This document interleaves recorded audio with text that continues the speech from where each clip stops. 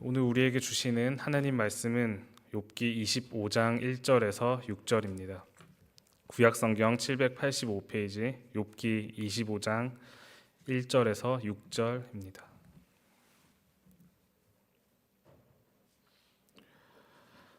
한 절씩 교독하겠습니다.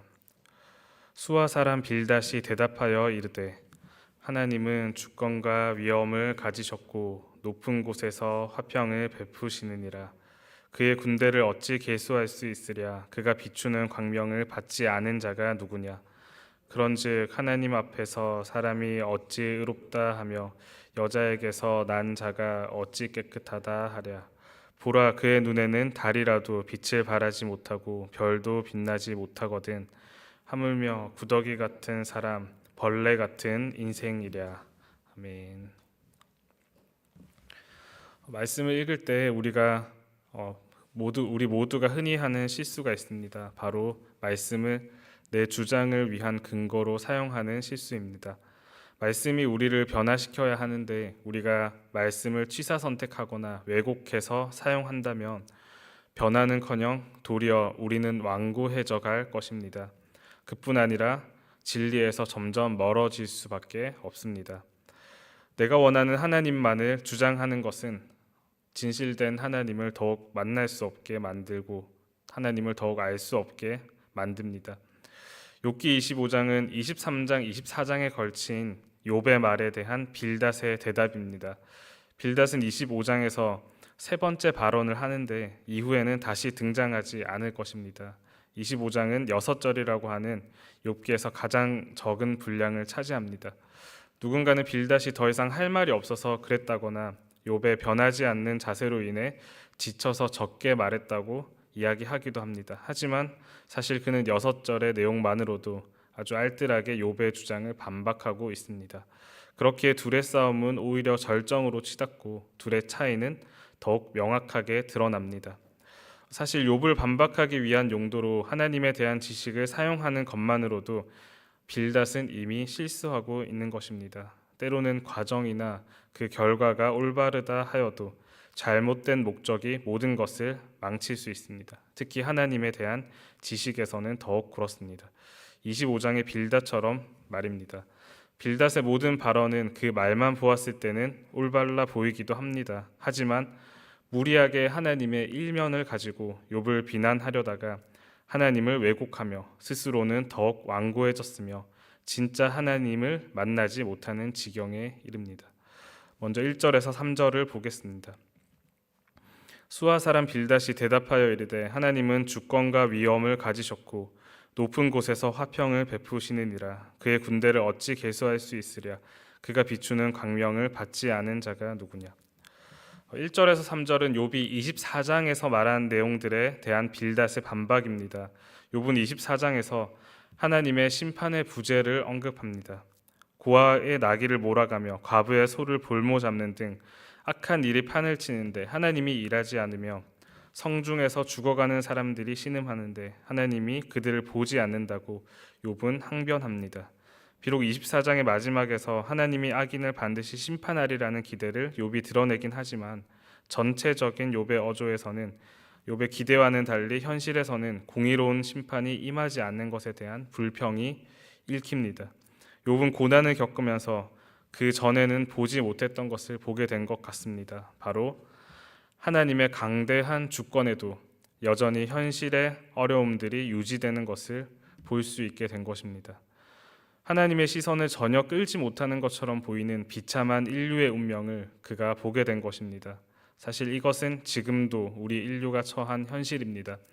하나님이 살아계시지만 여전히 세상에는 고통이 넘쳐나고 아픔은 흔한 일입니다.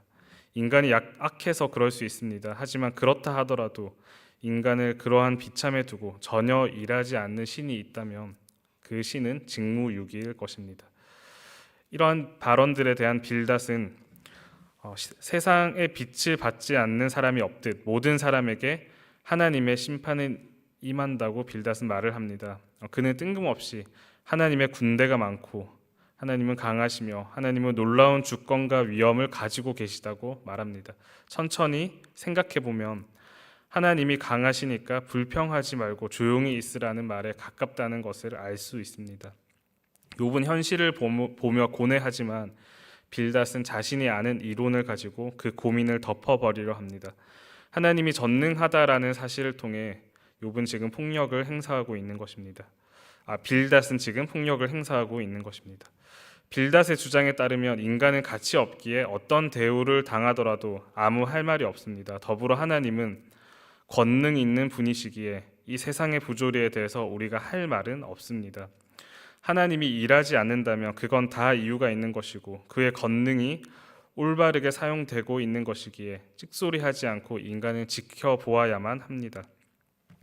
그런데 실제 하나님의 본질에 권능만이 있고 하나님이 그 권능만으로 세상을 다스린다면 그 세상은 매우 딱하고 가련할 것입니다. 그 세상에는 따뜻함이라고는 전혀 없으며 구원의 가능성도 찾아볼 수 없을 것입니다. 온 땅을 신의 권능만으로 가득 채운다면 그 땅은 참으로 서글픈 곳이 될 것입니다. 하지만 하나님이 실제로 그런 분인 것은 아닙니다. 빌닷은 하나님의 어떠함의 일부만을 인용했습니다.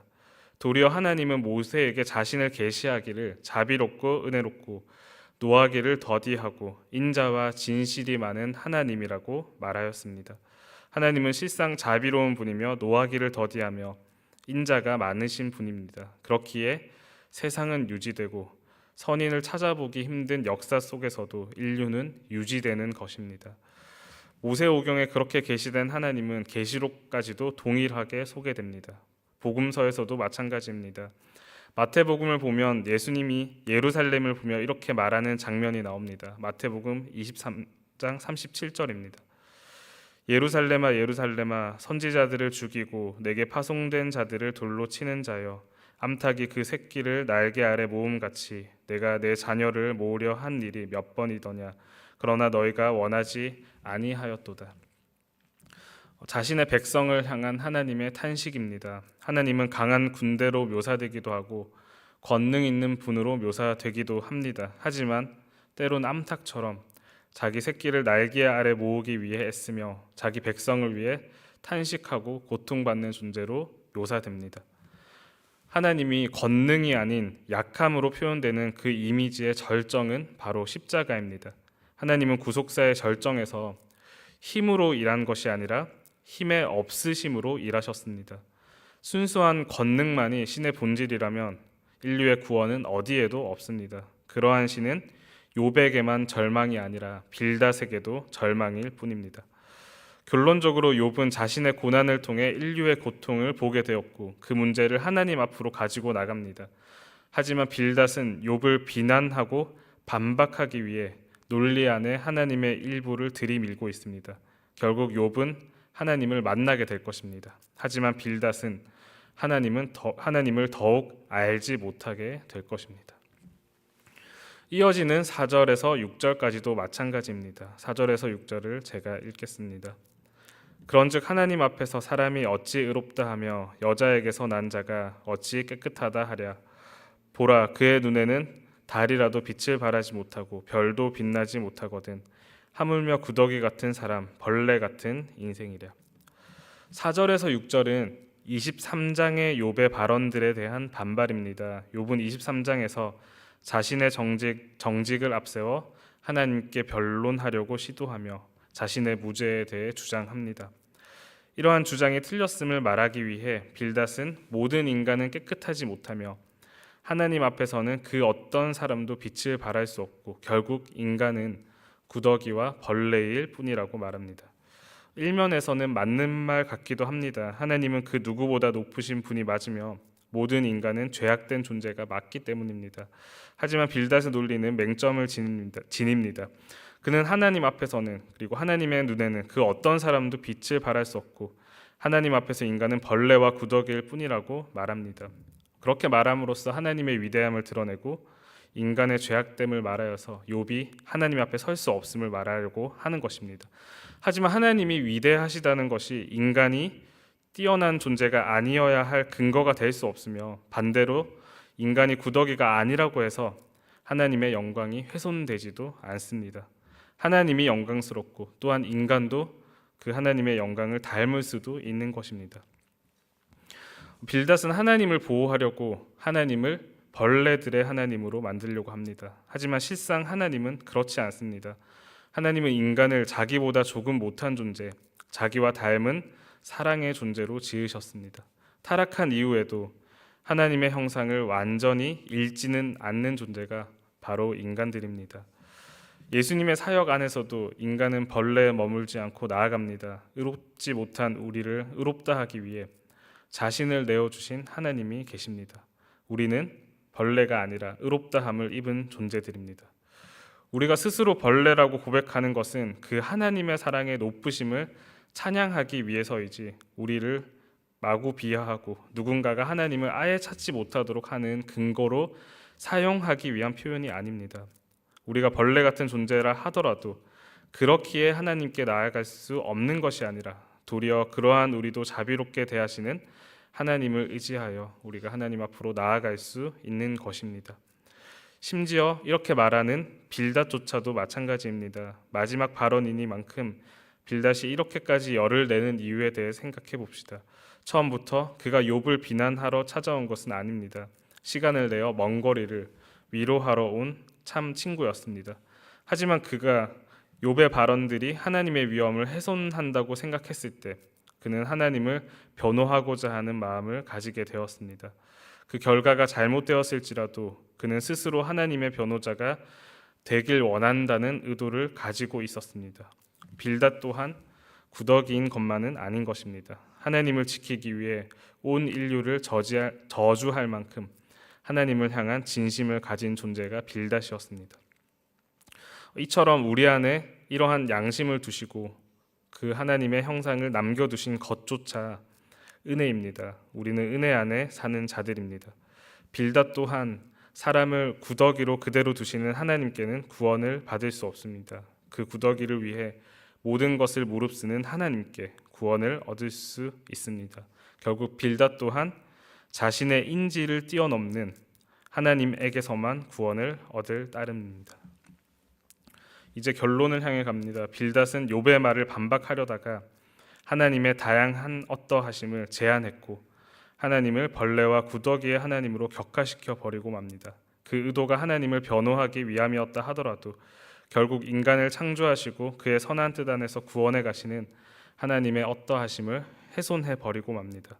그 이유는 자신이 아는 몇 가지 확신을 가지고 그것을 논지의 근거로 사용하느라 더 큰 하나님 만나는 것을 포기했기 때문입니다. 내가 하나님을 해석하는 것이 아니라 하나님이 나를 해석해야 합니다. 내가 말씀을 사용하는 것이 아니라 말씀이 나를 변화시켜야 합니다. 신앙의 주체는 내가 아니라 하나님이기 때문입니다. 저는 연애를 권장하는 편입니다. 제가 경험했던 연애에 유익이 있기 때문입니다. 그것은 나 자신이 무너지는 유익입니다. 누군가를 만나고 그와 함께 살아가다 보면 내가 확신했던 것들이 무너지는 것을 경험합니다. 누군가를 만난다는 것은 완고했던 내가 깨어지고 상대방을 받아들여 더욱 넓고 풍성해지는 것이기 때문입니다.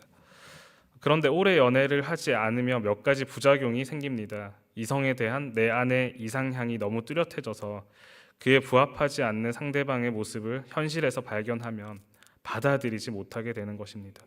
그럴 때는 내가 가진 왜곡된 이상이나 생각이 깨어져야 내 앞에 있는 사람을 진실되게 만날 수 있는 법입니다. 우리는 결국 하나님을 만나야 합니다. 하지만 그 전에 하나님에 대한 왜곡된 우리의 생각이 깨어져야 합니다. 만남은 깨어짐입니다. 그렇지 않다면 아무리 말씀을 읽어도 점점 완고해질 뿐이며 진리에 가까이 다가갈 수 없습니다. 결국 빌닷도 자신이 확신했던 하나님에게는 구원받지 못합니다. 자신의 논리를 넘어선 하나님이 빌닷 또한 구원할 수 있습니다. 우리 또한 마찬가지입니다. 우리를 넘어선 하나님을 만나야만 합니다. 이를 위해서 하나님의 말씀을 나를 위해 사용하는 그것을 내려놓아야 합니다. 나의 욕망을 위해 하나님의 일면만 받아들이는 것을 우리는 멈추어야 합니다. 진실되게 창문을 열고 하나님 앞으로 나아가야 합니다. 그렇게 할 때 우리는 완고해지는 것이 아니라 우리를 구원하시는 또한 우리를 넘어서는 하나님을 만나게 될 것입니다. 그 하나님을 만나 깨어지고 또 변화되는 저와 교우님들 되기를 주님 안에서 소망합니다. 기도하겠습니다. 하나님 아버지, 여전히 세속적 가치관의 지방질이 우리 안에 너무 많습니다. 그 기업의 영광의 풍성함을 쫓기보다 다른 풍요를 따라 살 때가 많습니다. 그 모든 비성경적인 죄를 멈추고 말씀 앞에 진실되게 서게 하옵소서. 욕망이 눈을 가리지 않게 하시고 욕심을 만족시키기 위해 말씀을 왜곡하지 않게 하옵소서. 완고했던 내가 무너지고 말씀이 나를 형성해가는 복된 경험을 하게 하옵소서. 내가 말씀을 이용하는 것이 아니라 말씀이 나를 변화시키게 하옵소서. 그리하여 날이 갈수록 주님의 통로로 사용되게 하옵소서. 예수님의 이름으로 기도드립니다. 아멘.